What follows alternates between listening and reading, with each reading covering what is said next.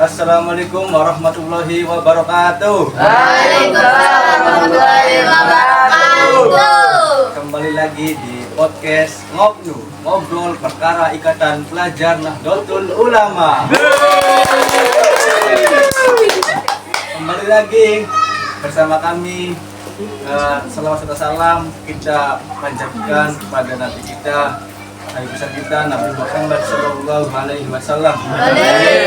Bersyukur dengan Allah Taala yang telah untuk kita rahmat sehat sehingga kita bisa berkumpul di podcast malam ini.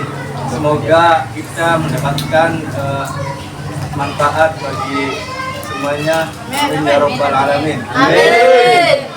Kita kedatangan tamu yang sangat spesial. Beliau adalah pembina IPNU dan juga politisi dan juga beliau pengusaha. Langsung saja kita tanpa lama-lama lagi kita langsung tanyakan kepada beliau nama dan asal tempat tinggal kamu. Assalamualaikum warahmatullahi wabarakatuh. Waalaikumsalam warahmatullahi wabarakatuh.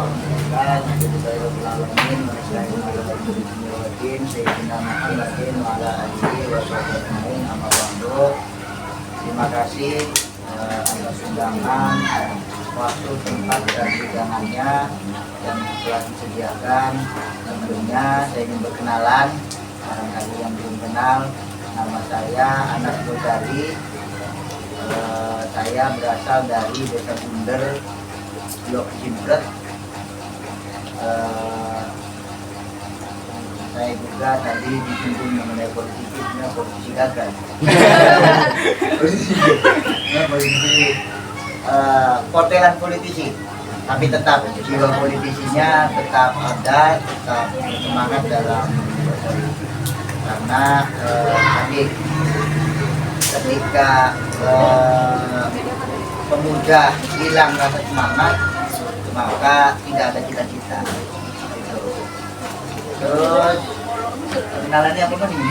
Langsung saja kan ke ganti kita geser ke gimana pendidikan. Ya, berarti ini mau bincang-bincang saja ya, ngopi saja ya, ngopi santai. Tadi terkait masalah usaha, saya bekerja di perusahaan bidang beras, ketahanan pangan, khususnya di produksi beras. Gitu. Alhamdulillah saat ini sebenarnya Widasari ini sebagai salah satu lumbung pangan Indramayu. Indramayu adalah lumbung pangannya nasional. Nah, sementara Widasari ini adalah salah satu lumbung pangannya Indramayu. Dulu sebelum masa kejayaannya Karangsinom, ini di Widasari adalah salah satu penghasil beras terbesar se-Asia. Tahun 2005, Widasari itu dinobatkan sebagai lumbung pangan nasional. Bukan kabupaten loh ya, tapi nasional juga ya. Iya, tapi kecamatan Widasari. Kecamatan Widasari ini adalah kecamatan penghasil beras terbesar waktu itu. Sampai saya SMP, ketika berangkat dari rumah menuju ke sekolah, ini ketika nyampe di area ini, di area pabrik-pabrik di sekitaran Karanganyar, sampai harus dituntun. Itu dituntun bukan karena takut, bukan karena apa ya, karena saking banyaknya transaksi, jadi iya banyak. Dulu mah, jadi dari desa-desa itu ngirim beras itu pakai masih sepeda. Dulu bakarnya itu tahun 97-an, ini masih menggunakan sepeda dari Bundar ke Widasari. Gitu. Jadi prosesnya itu dari desa-desa mengumpulkan gabah, lalu digiling menjadi pelimpahan atau biasa disebut peta atau pecah kulit, terus dikirim ke Widasari. Dari Widasarinya langsung transfer ke Jakarta. Oke baik Kang, tadi kan sudah ada gambaran untuk usaha tentang beras. Nah, bagaimana sih Kang untuk pemuda-pemuda kita khususnya di Jogja untuk apa ya, untuk bergabung atau untuk apa ya namanya itu, Kang? Berusaha. Iya, berusaha di usaha beras itu. Ya, jadi sebenarnya bukan hanya beras. Saya mengutip kata-kata Gus Dur ketika diwawancarai CNN, yaitu lebih dari tanyalah apa yang akan diperbuat dan apa yang disenangi. Jadi apa dulu nih potensi kita, bukan hanya di beras. Seperti kawan-kawan itu mungkin ada yang bergerak di bidang yang lainnya, Sablon sablon contohnya, nah atau yang lainnya. Sebenarnya jiwa wirausaha itu kuncinya cuma satu, tekun. Kalau ingin berkembang kuncinya satu lagi, jujur. Nah, ketika pengen terkenal dan pengen sukses, kuncinya satu. Kata almarhumah Haji Maksum Hanan, pengasuh Babakan, pengasuh salah satu pondok pesantren Babakan, baka pengen bertunai keramat, kudu istiqomah. Nah, kuncinya satu, istiqomah. Jadi apapun jenis usahanya, yang penting satu, istiqomah. Nah, seperti tadi, misalkan kita bergerak di bidang contoh jual beli ternak jangkrik, ya ketika diistiqomai, ya masya Allah ada orang jago berjangkrik ya. Itu salah satu contohnya. Oke, baik, kita tepuk tangan dulu buat Jana. Kita geser lagi kan ke riwayat kita nggak? Apa sejarahnya bisa bersinambung juga di politik terus menjadi pengusaha gitu? Jadi saya itu terlahir dari keluarga petani. Dari keluarga petani, bapak saya, ibu saya itu petani. Bahkan bapak saya itu tidak mengenyam dunia pendidikan yang tinggi, hanya SD aja nggak lulus. SD nggak lulus. Nah, cuma saya pertama di lingkungan yang kalangan terpendidik. Artinya dulu di rumah saya itu sebagai salah satu kayak pesantren, tapi hanya santri kalong. Bapak apa ya, kakek saya itu pengasuh musola, cuma sekaligus jadi guru ngaji, guru SMP waktu itu, guru SMP. Nah, di SMPN 2 Lelea waktu itu, nah ngajar. Setelah ngaji, anak-anak setelah ngaji itu jadi nggak langsung pulang, pada ngerjain PR, bahkan banyak yang langsung tidur di situ. Jadi pulang ke rumah itu habis subuh. Nah, jadi terlahir dari kalangan petani, cuma terbiasa dengan kalangan pesantren. Akhirnya tahu bagaimana cara berorganisasi. Terus lanjut ke SMP di MTS Negeri Widasari, belum MTS 8 itu kan, tapi masih namanya MTS Negeri Widasari. Di MTS Negeri Widasari, sehabis duhur saya ngaji di Kalensari. Ada 4 orang waktu itu. Ketika pulang sekolah nggak langsung pulang, langsung ke Kalensari ngaji. Ya, yang lainnya mah pada juara semua di MTQ. Contohnya seperti kebanggaan kita, kebanggaan orang Widasari, yaitu Ustaz Melan Nafis, terus ada Mbak Intan, terus lagi ada yang lainnya lah. Waktu itu ada Kang Sapi juga waktu itu, dan semuanya berhasil. Cuma saya sendiri yang nggak mau ikut lomba. Nah, terus SMA ke Mansuwaringin di Babakan Pesantren. Nah, disitulah saya mengenal Nahdlatul Ulama. Saya mengenal organisasi-organisasi di bawah naungan Nahdlatul Ulama seperti Ansor, IPNU, PPNU. Nah, saya baru mengenal dunia organisasi. Nah, lepas dari pesantren, saya masuk ke Universitas Wiralodra. Di Universitas Wiralodra, ada organisasi ekstra kampus yaitu PMII. Nah, saya masuk di PMII, disitulah saya belajar bagaimana berpolitik, bagaimana berorganisasi, dan bagaimana caranya ilmu-ilmu akademisi itu didapat. Itu. Terus setelah lulus dari kuliah, saya berlanjut pulang ke rumah, terus gantiin posisi bapak saya meskipun masih dibina bapak saya. Nah, mewangi lah dari wong Jerman ini. Nah, terus saya masuk ke jajaran pengurus Ansor.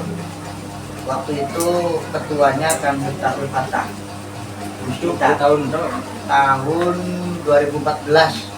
Tahun 2014 saya diangkat sebagai wakil bendahara. Waktu itu bendahara umumnya Pak almarhum Pak Haji Tasmini. Nah, selepas dari Ansor, saya itu uangnya beli gelem 6. Artinya bergerak terus di rumah, nyambi kegiatan, yaitu dengan melanjutkan berorganisasi. Itu jadi dari situ timbul berkeinginan untuk berretorika di politisi itu.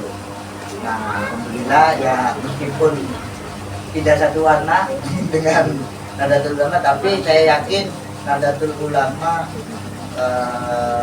memiliki pion-pion politisi di tiapan partai politik, termasuk ya, meskipun saya sendiri yang ngaku NU-nya mah kayaknya saya belum pantas jadi santri NU gitu kan. Apa dulu buat beliau? Tadi kan sempat kuliah di universitas itu, boleh tahu nggak? Itu kuliah Di prodi pendidikan agama. Oh, berarti SPD enggak? Gelarnya SPD. Sebenarnya saya itu awal bergelar SPD. Dulunya kan ada SAG, setelah SAG SPDI. Nah, setelah SPDI baru SPD disamaratakan dengan jurusan pendidikan yang lain. Coba Kang, kita geser lagi ke pertanyaan selanjutnya. Kita berlanjut ke pertanyaan bagaimana sih Kang, kita kan semua kan anak-anak muda, juga anak muda, khususnya di itu juga, gimana sih Kang cara untuk menghindari hal-hal negatif, contohnya seperti tawuran pelajar, terus juga TikTok yang tidak berfaedah di kalangan media gitu kan? Iya. Karena ini perkara sulit ya. Sebenarnya perkara sulit karena apa? Tidak dipungkiri lingkungan daripada khususnya di Bidasari aja, jangan jauh-jauh. Khususnya di Bidasari aja banyak anak-anak yang tidak terpantau oleh orang tuanya.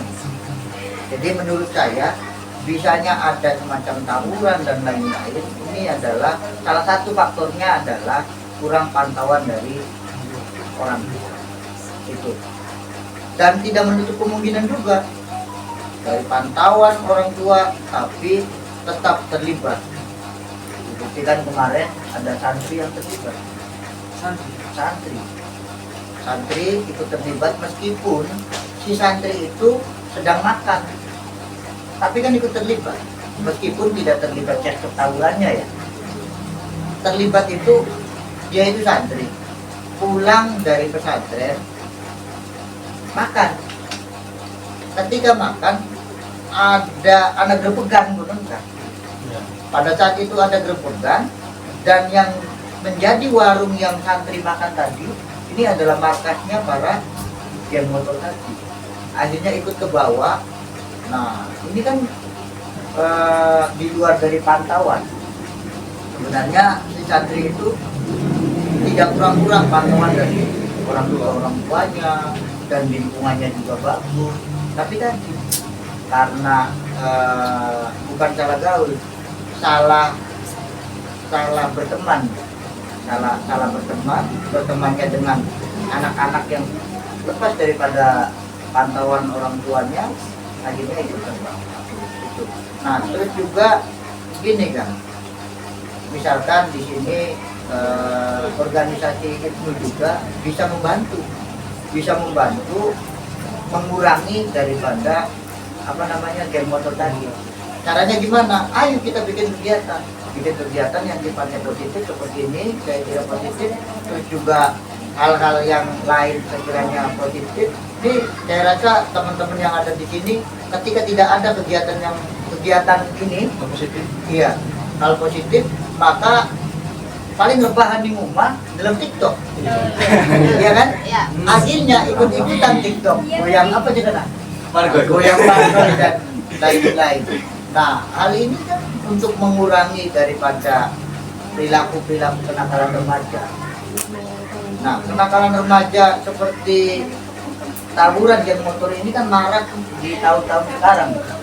Di tahun-tahun sebelumnya kan belum ada geng motor atau yang lainnya.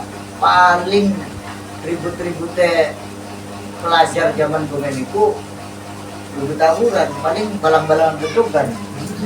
Terasa jangan? Iya, sekinti pada main alat dan itu, parang dan lain-lainnya, layaknya kayak perang desa zaman dahulu. Gitu ya, saya rasa saya sendiri sekali.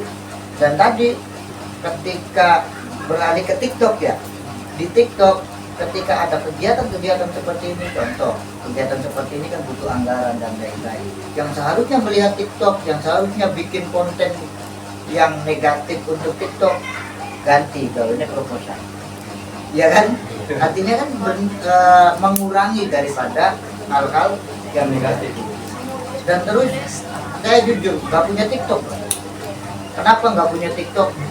Saya yakin ya TikTok manfaatnya sedikit.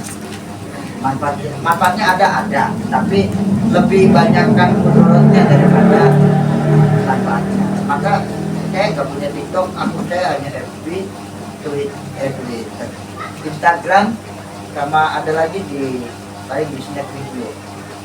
Itu.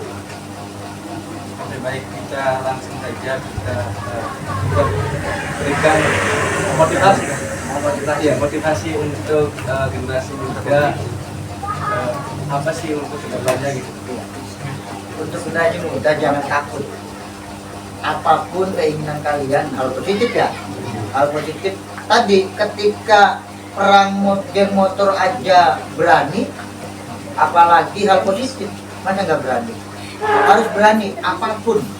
Misalkan kayak saya di polisi harus berani meskipun gagal.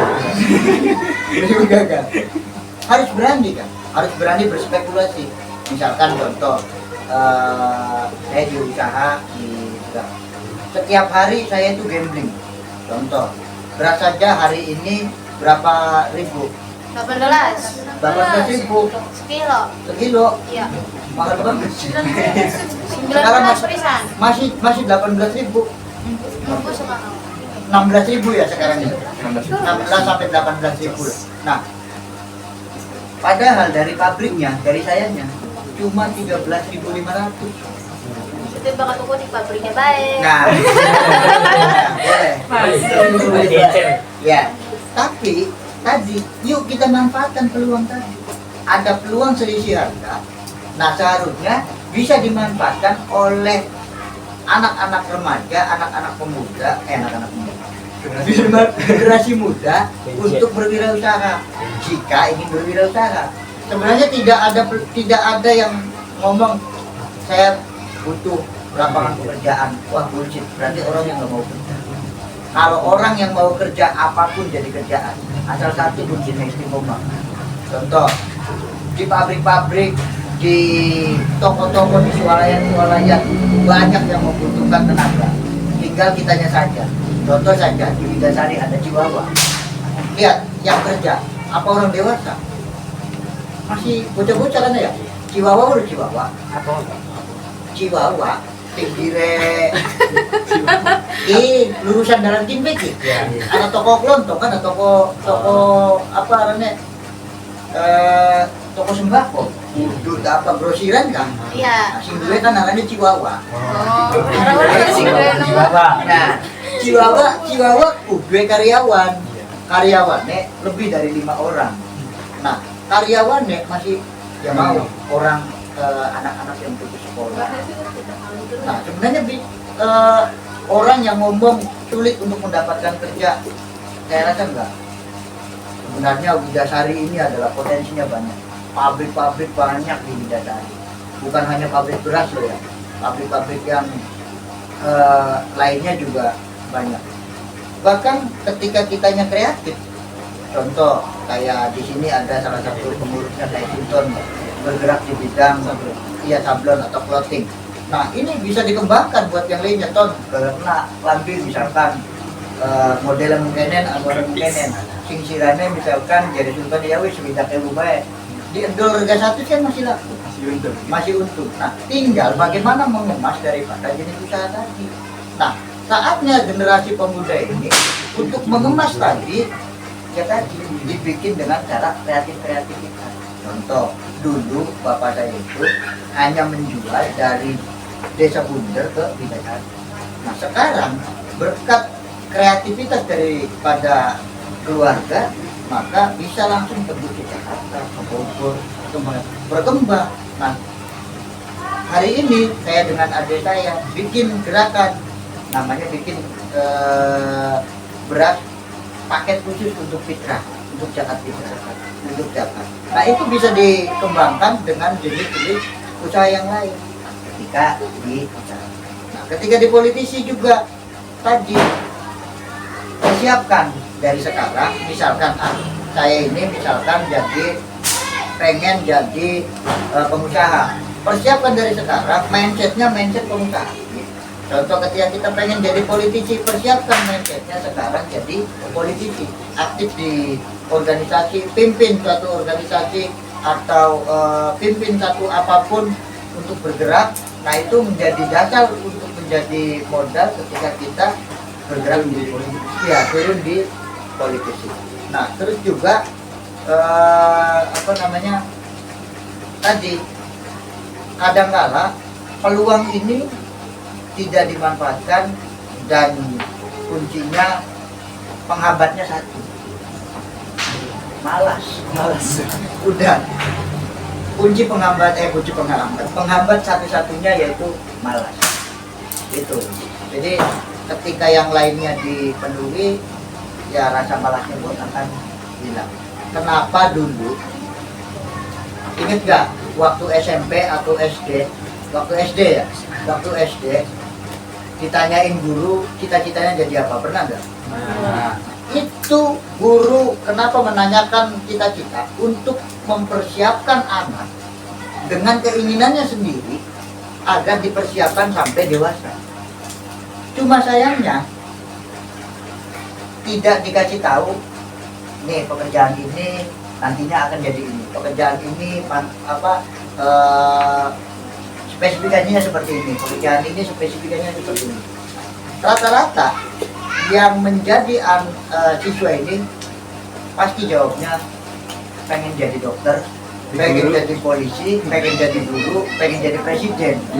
Wis rata-rata pun yang standar. Barang wayang metu jadi kulit juga. Nah ini jadi sebenarnya pertanyaan daripada cita-cita tadi di sekolah tadi harus terus dibangkitkan motivasinya, Kalau saya pribadi cara membangkitkan motivasinya itu dengan cara menggantungkan cita-cita. Jadi ada satu kamar di rumah saya itu ketika saya contoh enggak neko-neko pengen punya motor apa, saya gantungkan cita-cita itu berapa bulan harus dapat, terus apa lagi yang buat target dan juga buat mengingat bahwa oh ya cita-cita ini yang seharusnya nongkrong akhirnya garap nongkrong keter tuh ya pengen gue sih enggak memang itu kalau saya pribadi itu. Tadi kan untuk jadi pengusaha kan pasti ada beberapa persiapan sebenarnya seperti modal dan juga ide. Nah itu bagaimana kan cara untuk mengatasi buat tersebut kan? Nah sebenarnya modal belakangan Yang penting satu, kita itu ketika berusaha, orang usaha itu ada ilmunya. Tadi niatnya jangan usaha dulu, niat cari ilmu. Sudah mempunyai ilmu, jauh ambil modal. Jangan ambil modal dulu baru kita cari ilmunya. Mending-mendingan aja modalnya duit cewek, modalnya oli singubang, oli ngutang, kita udah belajar nambal misalkan, nambalnya gagal, ya wis gagal. Akhirnya keteteran. Nah ini kebanyakan yang terjadi di pemuda, uang modalnya hasil minjam, sementara pinjamannya ada bunganya, terus juga tadi persiapan daripada usahanya ini nggak ada. Ini ada. Itu. Jadi ketika pemuda-pemudi mau berusaha, ya tadi jangan niat usaha dulu, niat cari ilmunya dulu. Contoh ilmu dagang, kayak contoh atau yang lainnya. Misalkan ilmu untuk membuat clothing. Untuk membuat clothing ada ilmunya, tata cara mengagro gitu ya, tata cara yang lainnya. Ini dicari dulu ilmunya. Ketika ilmunya sudah tahu, maka nanti baru kita berbicara modal. Ingat nggak cuplikan kata-katanya Bob Sadino? Orang yang modalnya dari mana nih? Udah ada modal gimana nih usahanya nih? Wah udah mati aja kayak gitu. Itu kan kata Bob Sadino. Jadi sudah apa yang ada dulu kita gerakan dulu. Contoh kita pengen jadi pengusaha. Dulu bapak saya itu santan kuli dulu. Kuli dulu. Jadi kuli dulu. Setelah jadi kuli naik jadi juru timbang, naik lagi jadi ini, naik lagi jadi ini. Nah ilmunya sudah dapat, pulang ke rumah ambil modal buka pabrik itu. Gitu contohnya. Apa dulu Mas Lea?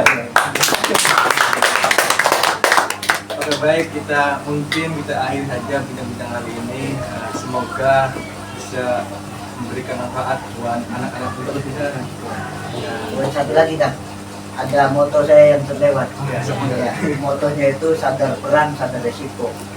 Jadi peran kita sebagai apa harus disadari, resikonya seperti itu. Misalkan resiko pengurus itu capek, lelah, balik keringetan, lalu gaji. Ya harus sadar resiko itu. Jadi peran kita sebagai apa, jadi resikonya itu harus kita sadar. Jadi motonya sadar peran, sadar resiko.